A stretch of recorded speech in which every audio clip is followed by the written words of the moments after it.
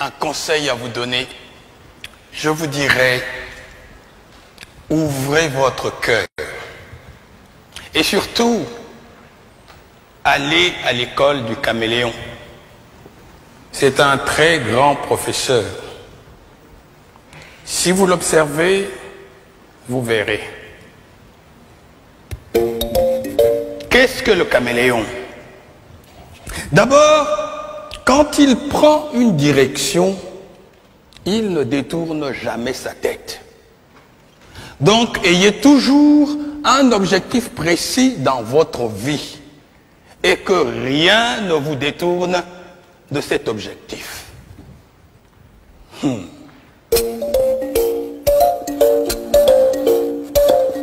Et que fait-il, le caméléon? Il ne tourne pas sa tête. C'est son œil qu'il tourne. Le jour où vous verrez un caméléon, regardez, vous verrez, c'est son œil qu'il tourne. Il regarde en haut, il regarde en bas. Cela veut dire, informez-vous. Ne croyez pas que vous êtes le seul existant de la Terre. Il y a toute l'ambiance autour de vous. Et que fait le caméléon quand il arrive dans un endroit?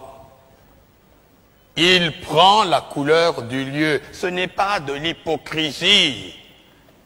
C'est d'abord la tolérance et le savoir-vivre. Se heurter les uns les autres n'apporte rien. Jamais on n'a rien construit dans la bagarre. La bagarre détruit. Donc, la mutuelle compréhension est un grand devoir. Il faudrait toujours chercher à comprendre notre prochain. Si nous existons, il faut admettre que lui aussi, il existe.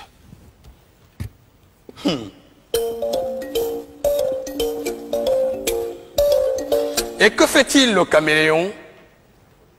Quand il lève le pied, il se balance pour savoir si les deux pieds déjà posés ne s'enfoncent pas. C'est après seulement qu'il va déposer les deux autres. Il balance encore, il lève. Cela s'appelle la prudence dans la marche. Sa queue est préhensible. Il l'accroche. Hein? Il ne se déplace pas comme ça. Hein? Il l'accroche. Afin que si le devant s'enfonce, il reste suspendu. Cela s'appelle assurer ses arrières. Ne soyez pas imprudents.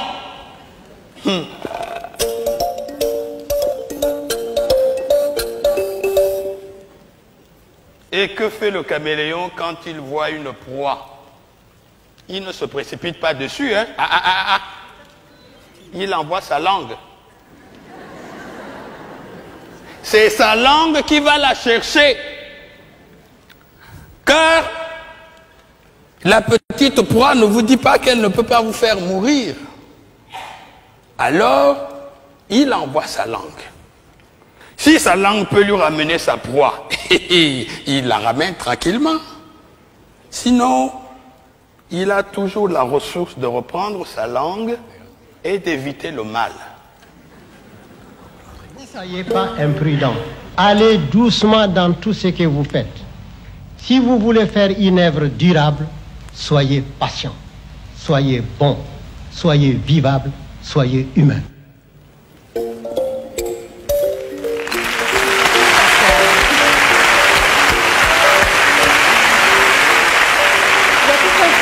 À dire ce texte. Oui. C'est